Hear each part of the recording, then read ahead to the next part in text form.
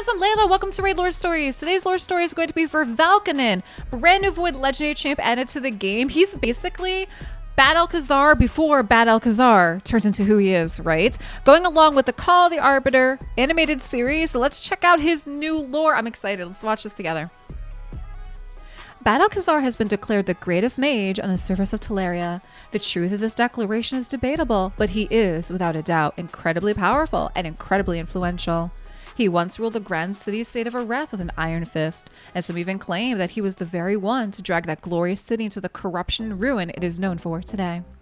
Sightings of Kazar can be traced all across the continents of Teleria. His purposes inscrutable. Many claim that he's a necromancer hunted by the Sacred Order, while others claim he is himself undead, blessed, and cursed with eternal life. The more curious dare to ask themselves where his power might have come from.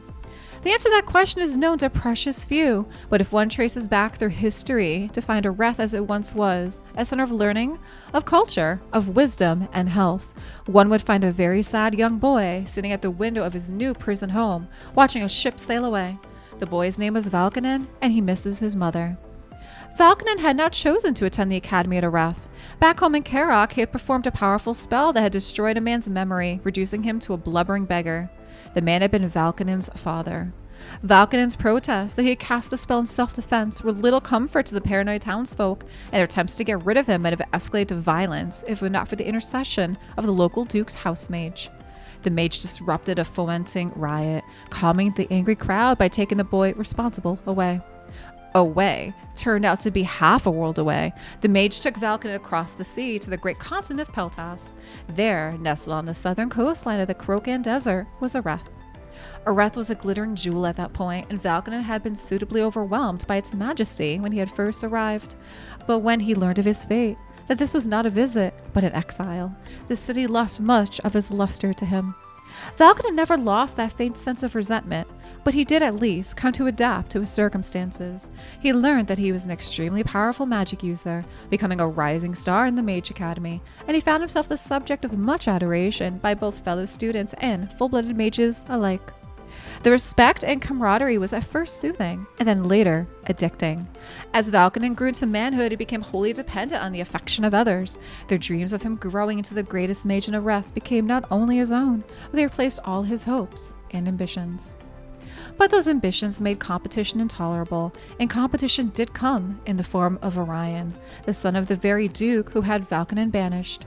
Orion had poise, tact, and talent, and was quick to wrap the academy around his finger. Was he as powerful, as skilled, or as promising as Valkanen? Promising? Maybe, and he certainly had flair that Valkanen lacked. In the eyes of the academy, though, it was enough that Orion at least presented himself as Valkanen's superior. Areth was hungry to have its star pupil tested.